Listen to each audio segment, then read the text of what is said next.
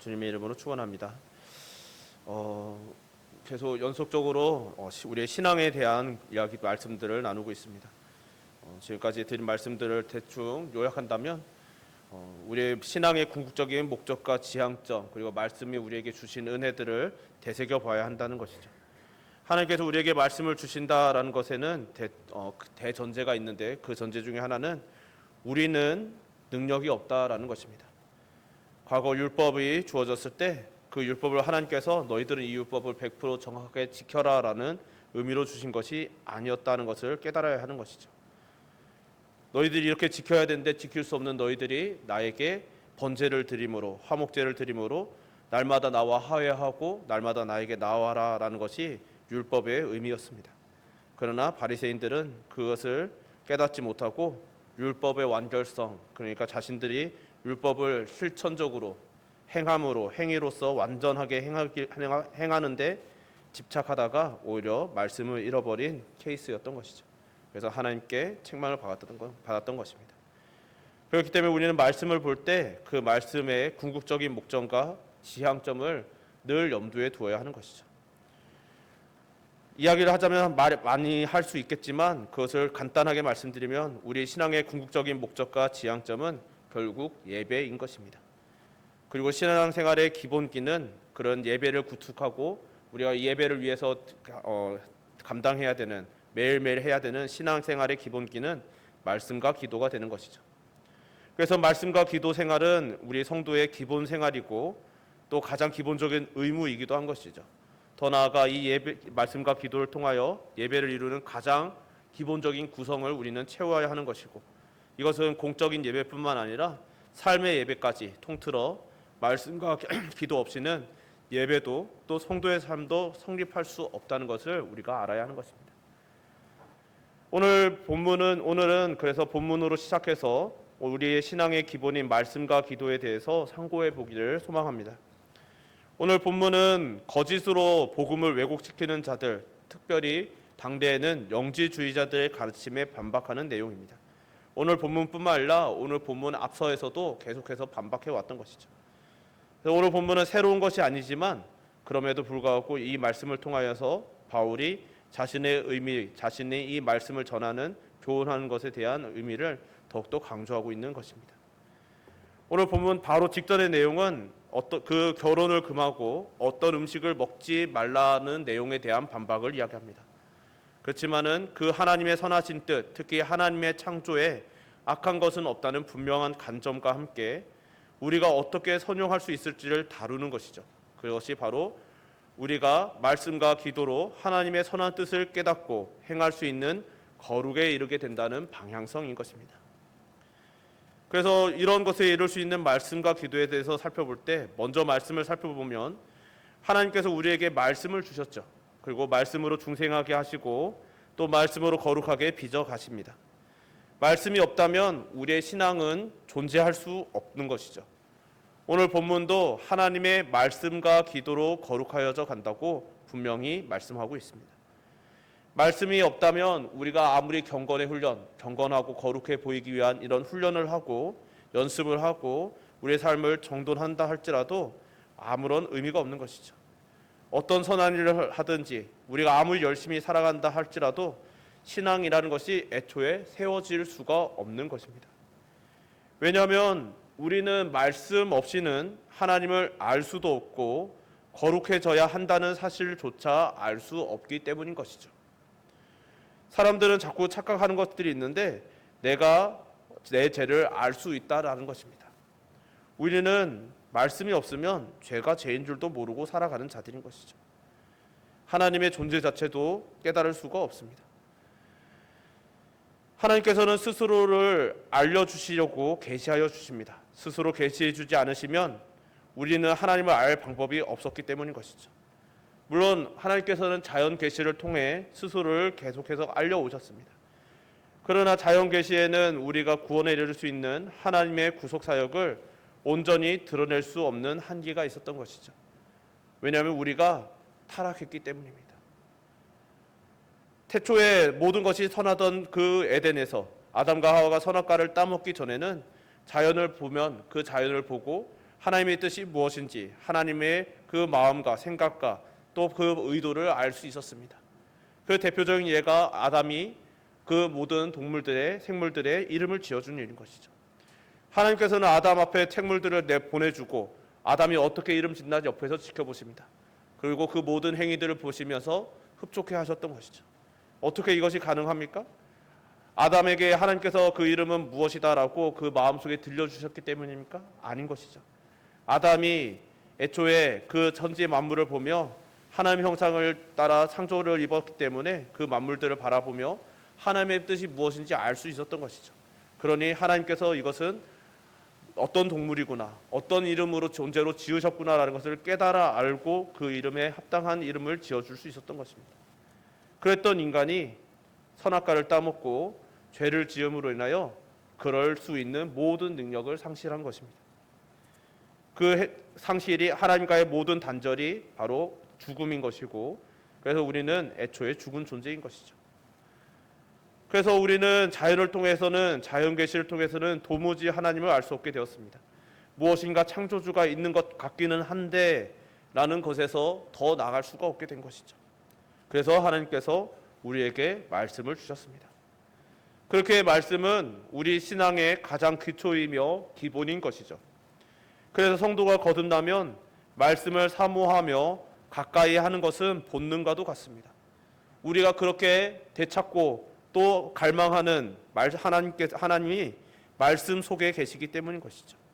그래서 이 말씀을 통해 영적인 갈급함을 채울 수 있기 때문에 성도는 말씀을 갈망하게 됩니다.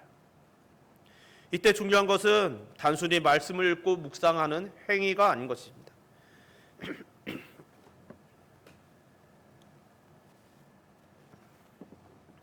말씀에 대한 갈급한 욕구가 있어야 하는 것이죠. 단순히 행위로만 우리가 말씀을 읽는 것, 그리고 말씀에 대해서 생각해 보는 것, 그리고 그것을 연구해 보는, 공부해 보는 그런 행위에만 그친다면 그냥 말씀은 우리에게 그저 지적인 충만한 것만 줄 뿐일 것입니다. 그러나 성경은 우리에게 성도는 말씀에 대한 갈급함이 있어야 함을 많이 교훈하고 촉구하던 것이죠. 그런 말씀들이 많이 있지만 대표적으로 이사야는 목마른 자들아 물로 나오라라고 하였고, 고라자손은 시편 42편에 사슴이 시냇물을 찾아 헤매이듯 갈급함을 노래하였고, 우리 주님께서도 의에 줄이고 목마른 자는 복이 있으니 그 주님과 목마름이 해결될 것이라고 말씀하십니다. 이 모든 말씀들이 바로 우리 성도에게는 의에 대한, 하나님의 말씀에 대한, 하나님에 대한 갈망함이 있어야 된다라는 교훈이자 간절한 촉구인 것이죠. 이런 말씀들 외에도 수없이 많은 말씀들을 통하여 하나님의 말씀을 간절히 갈망해야 함을 교훈하고 독려해 왔습니다. 이런 갈망 없이 그저 행위의 성실로서 접근하면 구원 없는 지적 권위만을 얻을 뿐인 것이죠.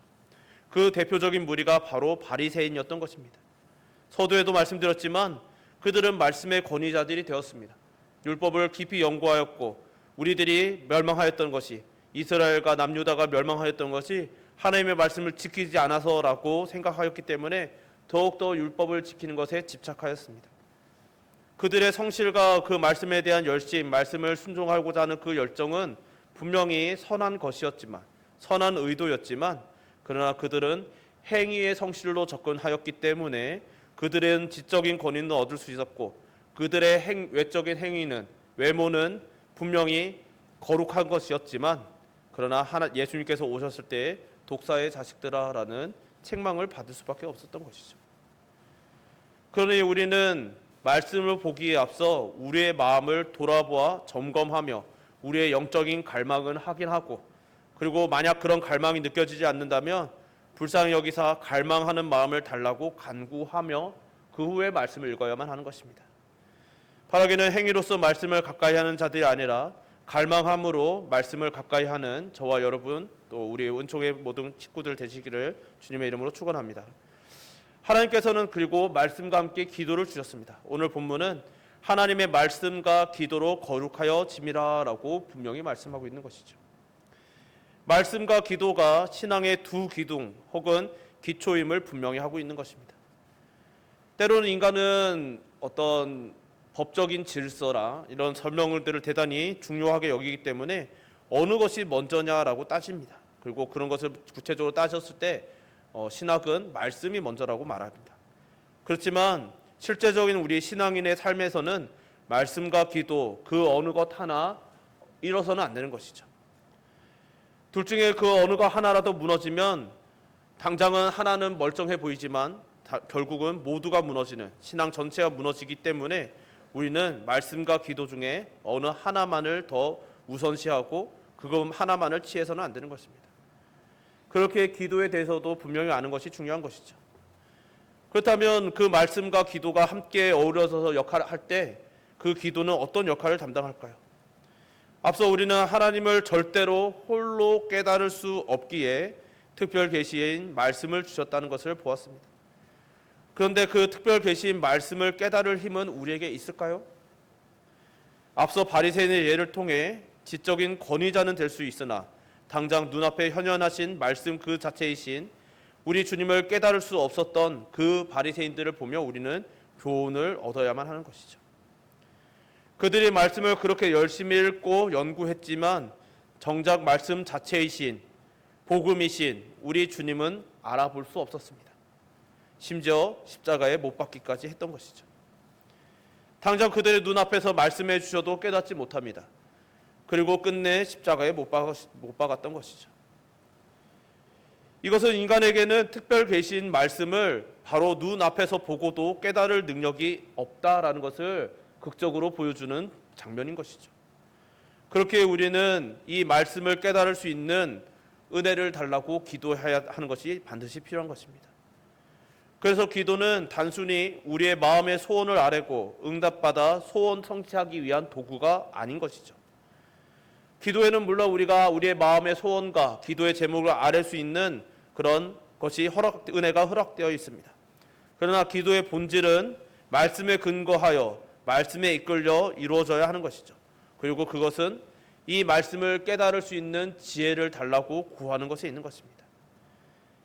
기도를 할 때 우리는 하나님의 뜻을 헤아려야 하는 것이죠. 하나님의 뜻이 이루어지기를 갈망해야 하는 것이죠.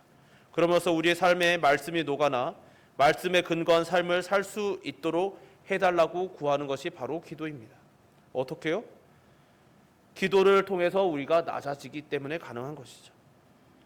앞서 말씀을 그냥 그저 행위로만 대하면 우리가 지적인 권위는 얻을 수 있다고 말씀드렸습니다.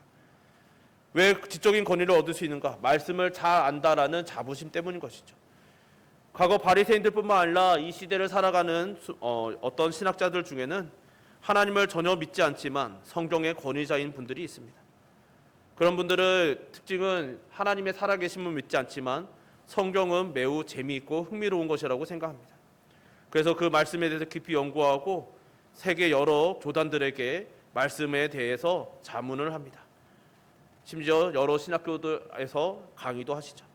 수많은 목사님들 앞에서 강의를 하고 그에게는 말씀에 대한 지적인 권위가 있습니다.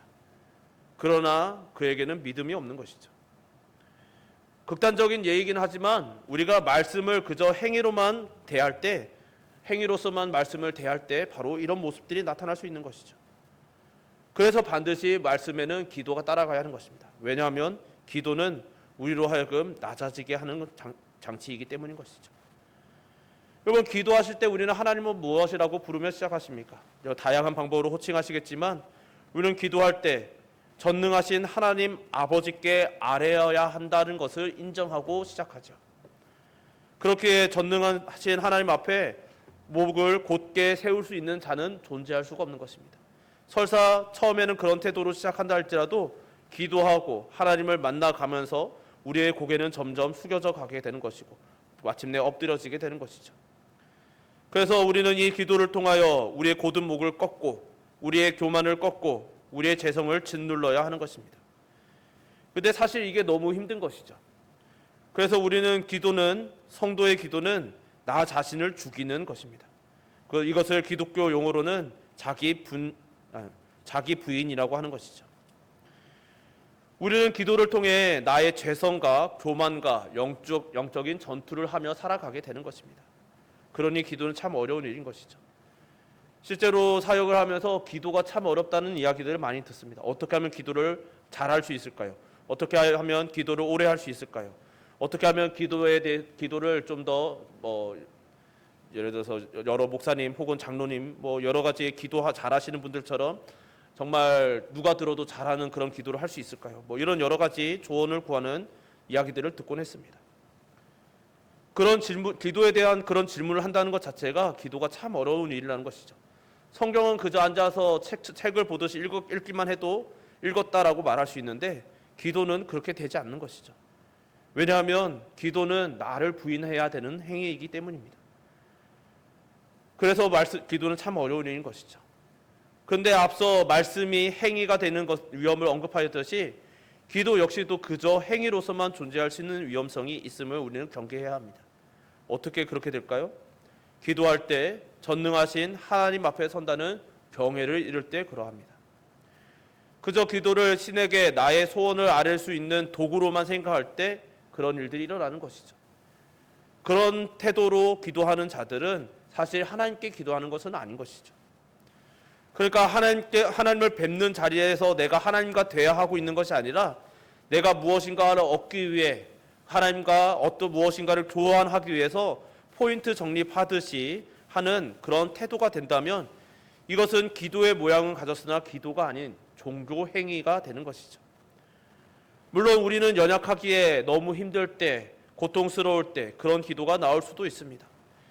우리가 믿음의 모델이라고 말하는 다윗 또한 그러했음을 우리는 알고 있는 것이죠. 그리고 우리 아버지께서는 우리의 연약함을 모르시지 않고 모른 척하지도 않으시는 사랑의 하나님이십니다. 그렇기에 우리 신약을 살아가는 우리에게 율법은 매우 무섭고 정말 구약의 하나님은 무섭고 심판의 하나님으로 이미지가 되기가 쉽지만 그럼에도 하나님께서는 제사를 허락하셨던 것이죠. 그냥 십계명과 율법들 너희들은 이것을 해라 이것은 하지 말라라는 법조문으로서의 율법만을 주신 것이 아니라 제사를 아울러서 함께 주셨던 것입니다. 제사의 번제는 어떤 것입니까?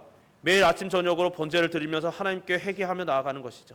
이것은 우리 그 모든 하나님의 백성들이 반드시 죄를 지을 것을 전제하에 하고 만들어진 제사입니다. 그러니까 하나님 앞에 죄를 지을 수밖에 없으니 너희들은 날마다 나에게 아침 저녁으로 번제를 드림으로써 나의 앞에서 성결하고 정결하여지고 너의 죄를 씻으라고 말씀하시는 것이죠. 또한 화목제는 무엇입니까? 물론 이제 그 화목제에 대해서도 깊이 들어가면 많은 이야기를 할 수 있겠지만 궁극적으로는 너희들과 하나님과 우리 사이가 반드시 깨어질 것을 전제하고 만들어진 것이죠. 그러니 너희들은 때를 따라서 화목제를 드림으로 하나님과 화목하라고 말씀하신 것입니다.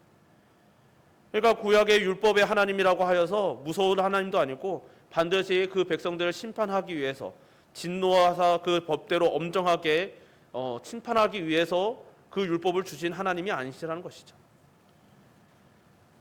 그 사실을 잊었기에 바리새인들이 책망을 받았던 것이죠.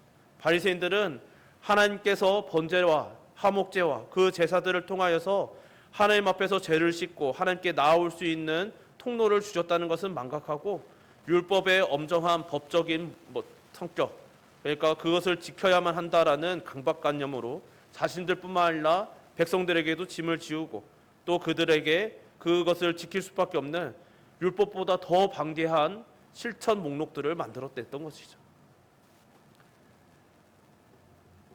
하나님께서는 그렇기 때문에 하나님께서는 그러나 그렇게 우리로 하여금 망하게 하시기 위해 율법을 주신 것도 아니고 말씀을 주신 것도 아닙니다. 하나님께서 항상 그 살아가는 자들을 살리기 위해서 율법을 주셨고 제사를 주시고 우리에게 예배를 허락하시고 말씀과 기도를 허락하셨던 것이죠. 그러니 우리가 연약할 때, 고통스러울 때, 너무 힘들 때 우리는 그것에 대해서 하소연하는 기도를 할 수 있습니다. 그리고 하나님께서는 우리의 그런 연약함을 아시기 때문에 모른 척 하시지도 않으십니다. 그러나 그것을 이용하려는 태도로 기도를 그저 행위 혹은 수단으로만 사용한다면 결국 그런 기도는 우리의 영혼을 더욱 피폐하게 만든다는 사실을 기억해야만 하는 것입니다.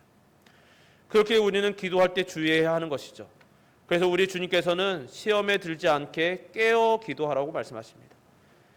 너희들은 계속 기도해라가 아니라 깨어 기도하라고 말씀하시는 것이죠. 어떻게 깨어 기도할 수 있겠습니까? 말씀에 비추어서 깨어 있을 수 있는 것이죠. 바울도 에베소 성도들에게 항상 성령 안에서 기도하고 이를 위해 깨어 기도하기를 힘쓰라고 권면합니다.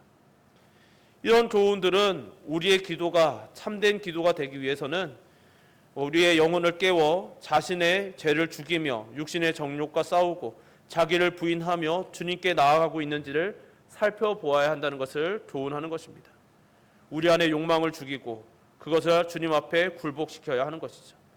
내 뜻을 주장하고 하나님을 이기려 드는 것이 아니라 내가 하나님 앞에 어떻게 하면 엎드릴 수 있는지, 내 모든 욕망과 나의 곧은 목을 어떻게 꺾을 수 있는지를 깨닫고 그 깨달은 대로 하나님께 나아가는 것이 바로 기도인 것입니다.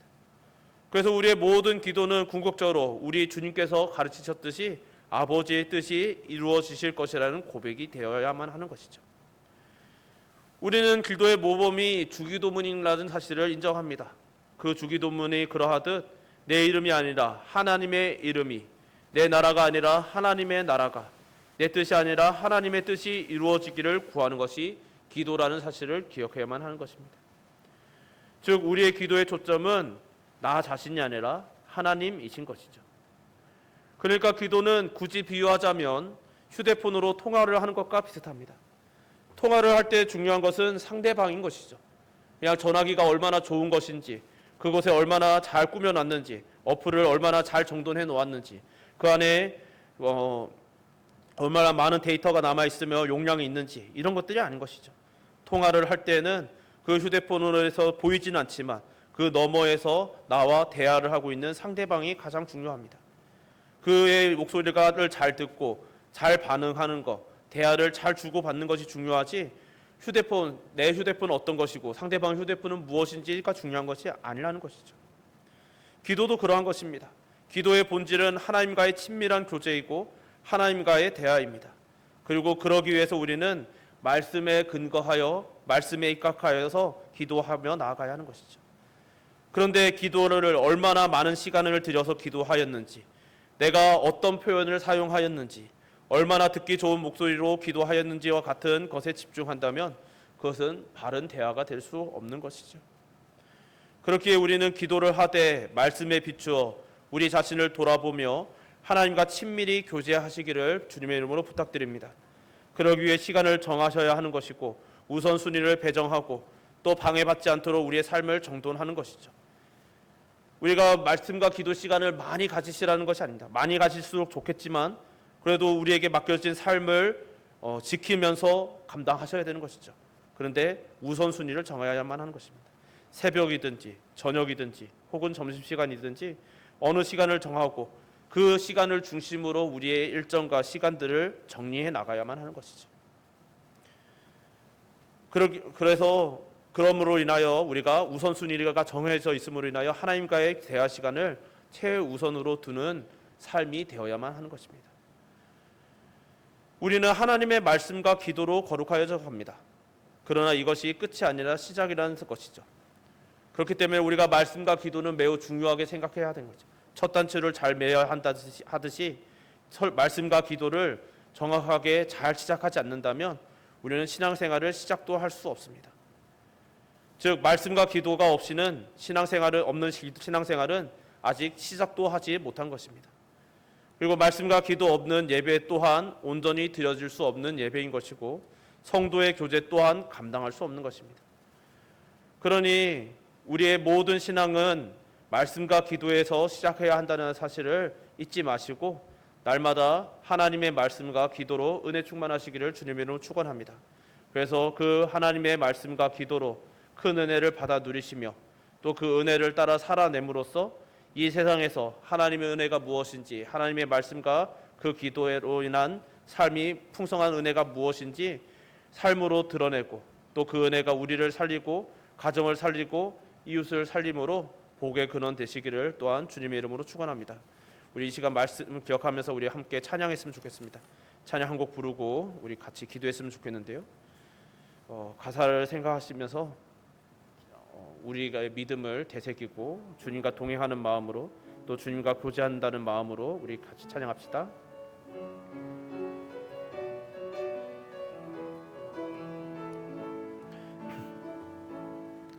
내게 허락하신 시련을 통해 나의 믿음 더욱 강하게 자라나고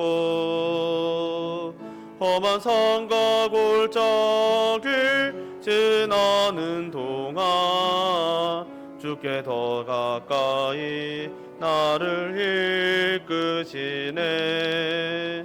내가 겪는 시험이 어렵고 힘겨워도 내 주님보다 크지 않네. 내 앞에 바다가 갈라지지 않으면 주가 나로 바다 위 걷게 하리. 나는 믿네. 주의 능력으로 내 삶 새롭게 되리. 나는 믿네.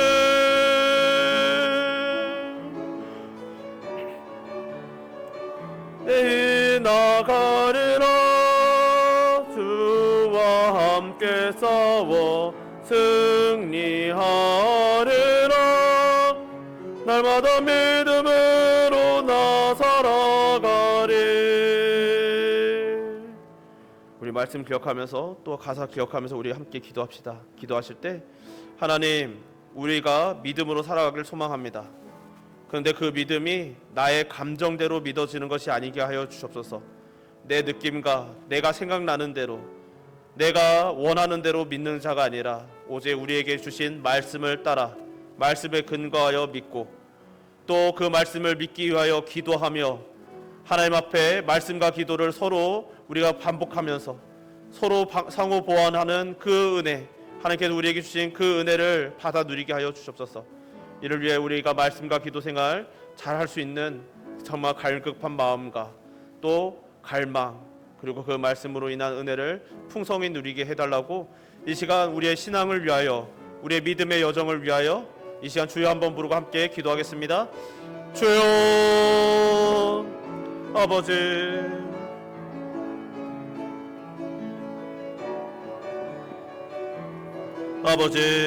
아버지 은혜 가운데 우리들을 불러셔서 오늘도 주님 앞에 나와 기도하며 나가게 하심을 감사드립니다. 주 하나님 아버지, 오늘 말씀과 기도가 주여 정말 함께 가야 하는 것임을 되새겨봅니다.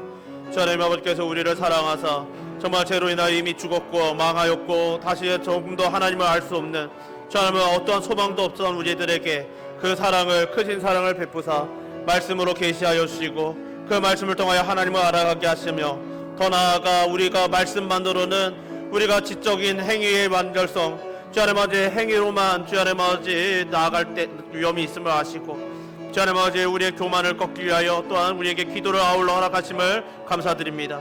주 하나님 아버지 우리들의 말씀을 바라보기 전에 먼저 기도하며 우리의 교만을 꺾고 우리의 곧은 목을 꺾고 하나님 앞에 나의 죄성을 억누르며 하나님, 내가 이 말씀을 깨닫게 하여 주옵소서. 하나님의 뜻이 이루어지게 하여 주옵소서. 이 말씀이 나를 통하여 행하여지게 하여 달라는 마음으로 기도하고 이 말씀을 읽기 시작하며 더 나아가 이 말씀을 마칠 때에도 하나님 이 말씀대로 이루어지길 원하나이다라고 기도하는 마음으로 기도함으로 주 하나님 아버지의 말씀을 닿게 하여 주옵소서. 주 하나님 아버지 또한 그렇게 말씀으로 다가가며 기도하며 주 하나님 아버지 주님 앞에 나아갈 때 주 하나님 아버지 우리의 마음에 이 말씀이 깊이 새겨지기 원합니다. 그냥 지적으로 이 말씀이 우리 안에 가득해지는 것이 아니라 지적인 행위로서가 아니라 주여 정말 믿음으로 정말 하나님을 갈망하는 마음, 주여 내가 정말 알 수 없는, 내게 조금 더 그것을 알 수 없는 무능력하였던 나에게 주신 이 말씀 참된 진리, 주여 나에게 참 생명 되신 참 소망 되신 하나님을 갈망하는 마음으로 이 말씀과 기도 생활을 주 하나님 아버지 놓치지 않는 자들 되게 하여 주시고 주여 하나님 아버지 그렇게 우리들이 몸부림칠 때 주 하나님 아버지 능히 감당할 수 있는 힘과 능력도 아울러 주셔서 주여 우리가 이 믿음의 여정 잘 감당하게 하시고 믿음의 여정 잘 완수하며 주 하나님 아버지 하나님과 동행하는 성도 되게 하여 주옵소서. 사랑이 많으신 하나님 아버지, 오늘도 이렇게 저희들 불러주시사 오늘도 주님을 찬양하고 예배하며 기도하며 또 주의 말씀을 듣게 하심을 감사드립니다. 오늘은 특별히 말씀과 기도가 같이 가야 하는 우리의 믿음의 기초임을, 기본임을 되새겨 봅니다. 우리들이 몰랐던 사실들이 아니라 이미 들어서 알고 있었고 또 우리도 막연하게 이 삶을 살아야 함을 깨닫고 살려고 애써 보기도 하였음을 고백하오니 주여 그럼에도 불구하고 우리의 연약함으로 잘 이루어지지 않고 있었다면 주여 우리의 연약함을 불쌍히 여기사 긍휼히 여겨주시고 우리에게 힘을 더하여 주시고 우리 은총의 모든 가족들이 하나님 앞에서 이 말씀과 기도 생활에 힘쓸 수 있는 은혜와 결단을 허락하여 주시옵소서. 또한 이 말씀과 기도 생활을 통하여 우리들이 하나님의 뜻을 헤아려 알게 하시고 더 나아가 우리가 이 말씀을 아는 것이 우리의 지적인 교만이 되는 것이 아니라 오직 기도회와 함께 아울러 나아감으로 인하여 하나님 앞에 엎드리는 기회가 되게 하여 주시고 하나님의 앞에서 겸손하여지고 더 낮아져서 하나님 없이는 살 수 없음을 더욱더 깊이 고백하고 새기며 살아가게 하여 주시옵소서. 그런 우리의 삶을 통하여 우리의 영혼과 우리의 가족과 또 우리의 이웃들이 살아나길 소망하오니 그런 복의 근원이 될 수 있는 은혜를 우리에게 더하여 주시옵소서. 오늘도 은혜를 더하여 주시며 감사드리오며 예수님 이름으로 기도드립니다. 아멘.